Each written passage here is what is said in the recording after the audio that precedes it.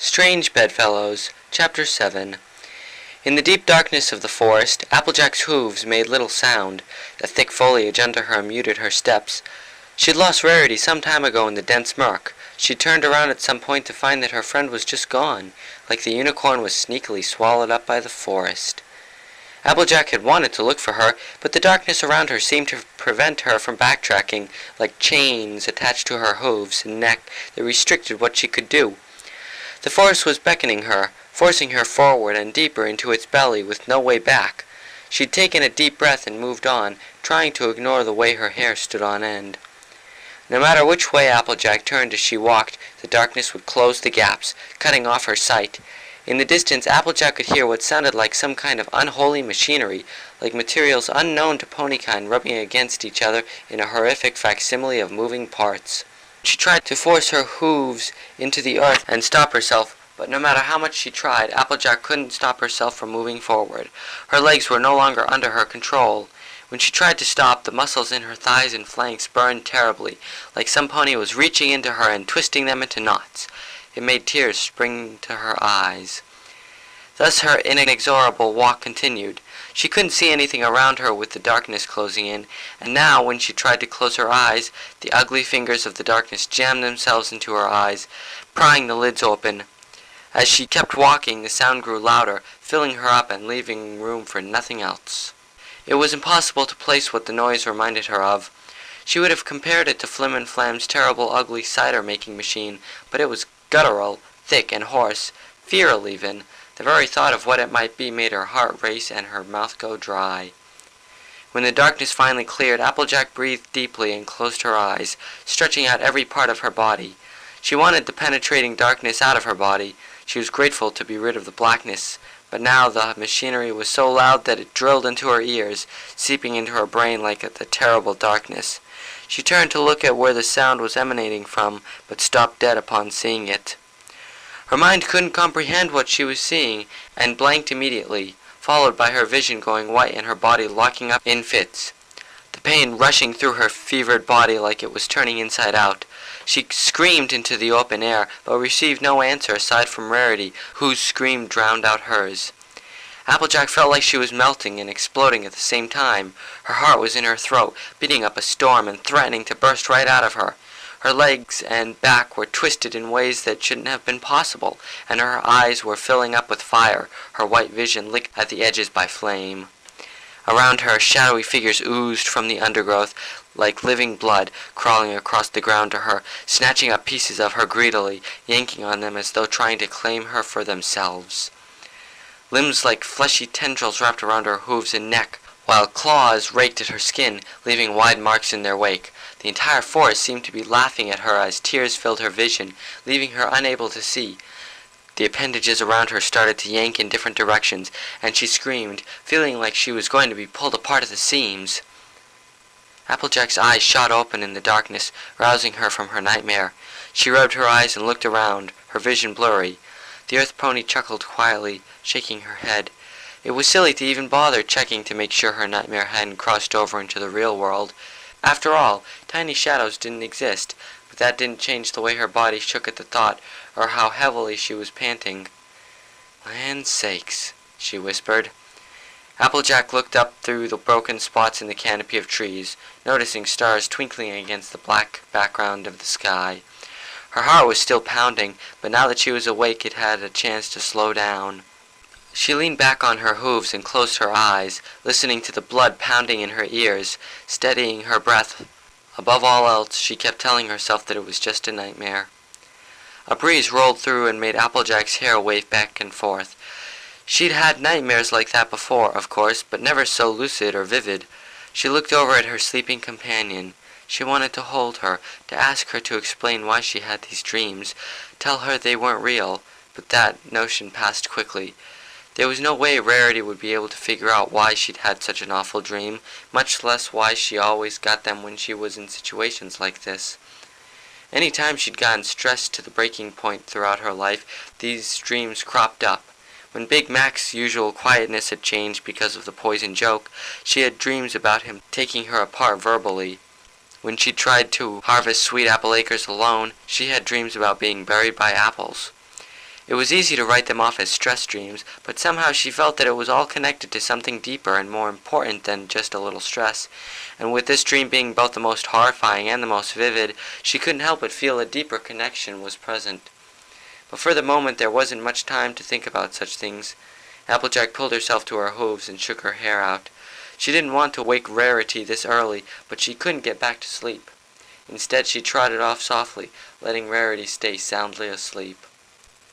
Although Applejack was used to getting up early and seeing sunrise, she liked the night and the blanket of stars almost as much.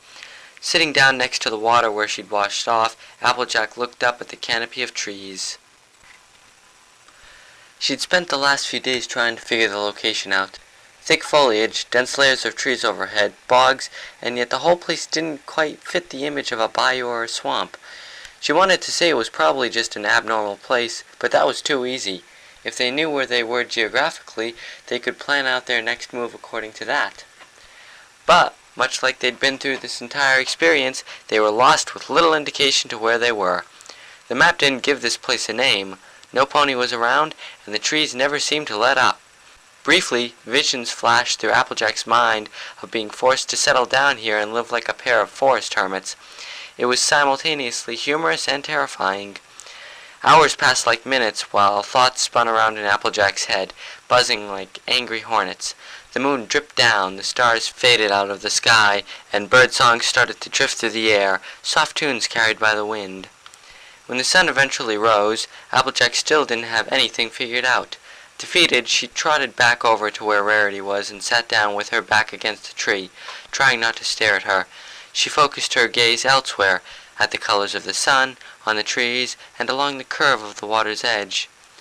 When Rarity stirred next to her, gentle sunspots lighting the ground around them and making the water sparkle, Applejack smiled. "Doing all right, Sugar Cube?" she asked. "I woke up a couple hours ago, but I figured I'd let you sleep. Needed a little relaxing time anyway." Rarity stifled a yawn and shook her head to clear the fog from her mind. "Are you all right, dear?" Her voice was slow with sleep, but concerned. "It's not exactly normal to wake up so early, you know."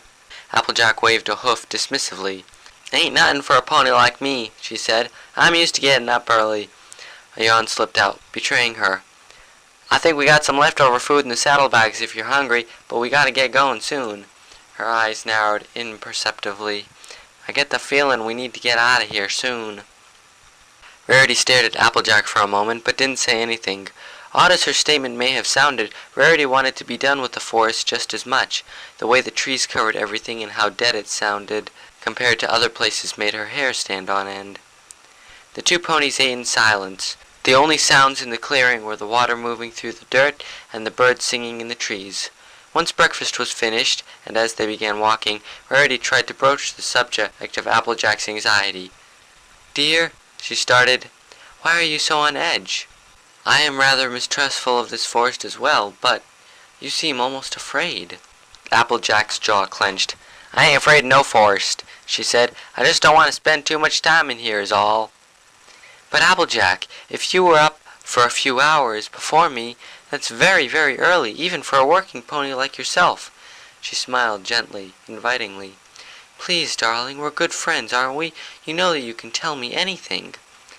Applejack opened her mouth to rebut Rarity, but stopped. Would it really be so bad to admit that she was scared?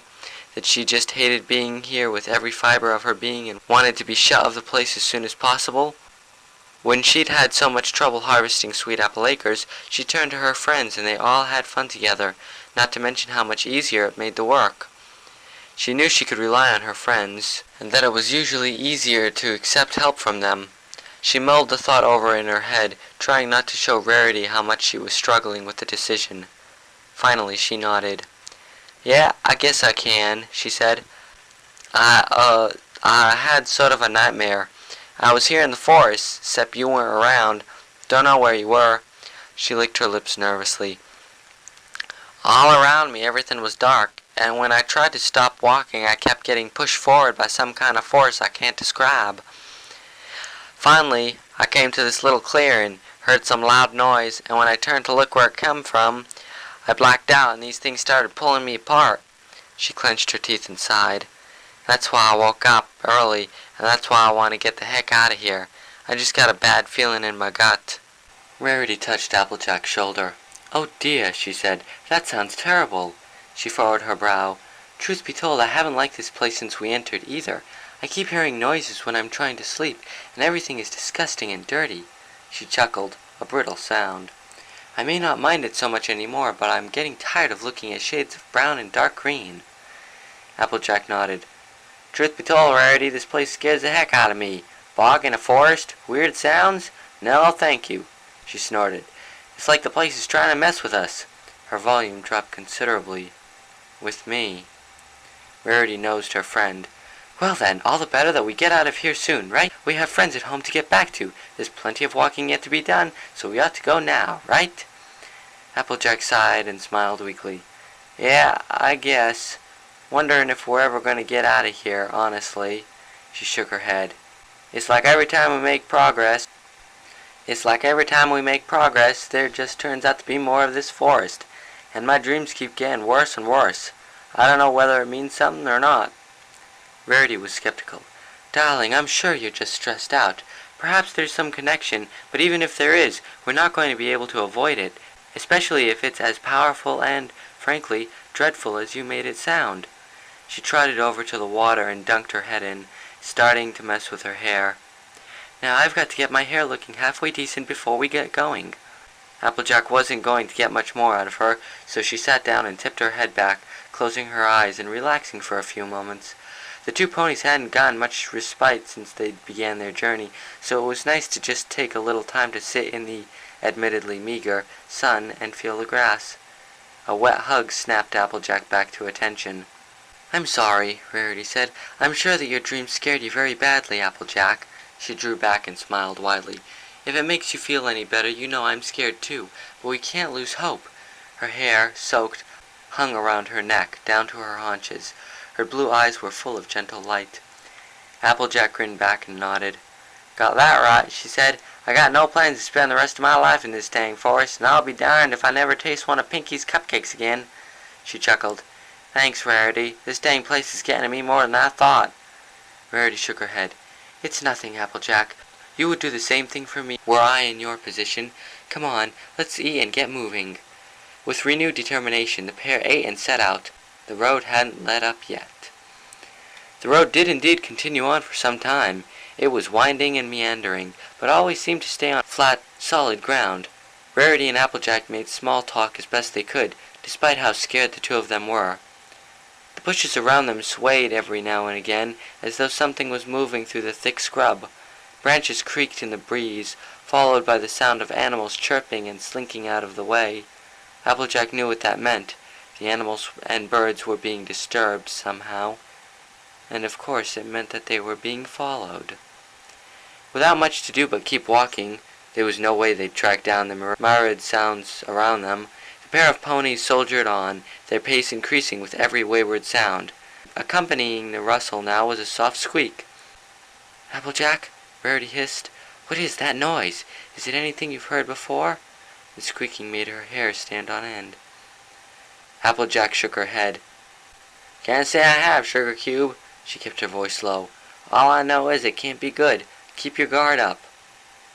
The game continued for some time. Bushes would rustle, the followers would squeak, all would fall silent, and the cycle would start again.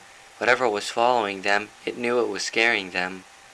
Applejack and Rarity, after what seemed like an eternity, came to a large, wide-open clearing in the trees, seemingly empty of foliage, specifically to herd ponies into it. Applejack bit her lip as she realized that the road led right into a trap. She didn't have time to think much else as a small figure zipped out from the brush, wrapping its strong limbs around her neck. Rarity got much the same treatment. The two ponies fell in the dirt and began to writhe and squirm as the figures clung to their necks, steadily choking them into unconsciousness. There wasn't much they could do, unfortunately, as several other little figures emerged from the undergrowth, wielding large, blunt instruments. Applejack kicked out in front of her with her strong back hooves, catching one attacker solidly in the chest. The figure squeaked and flew back, crashing into a tree. She fought hard, smashing the shadow on her back into the ground over and over, lashing with her hooves. Figures went down all around her, but eventually she was overwhelmed, her body pinned under myriad assailants. Rarity, for her part, tried to concentrate and utilize the magic she'd learned from Twilight. Her horn crackled and loosed a bolt into a shadow's face. It reeled back with a screech and dropped to the forest floor. Another tried to grab at her horn, but found its appendage torn by the sharp end. A blow caught her in the temple and her eyes crossed. The last thing the two of them saw was a thick bark club swinging into their vision.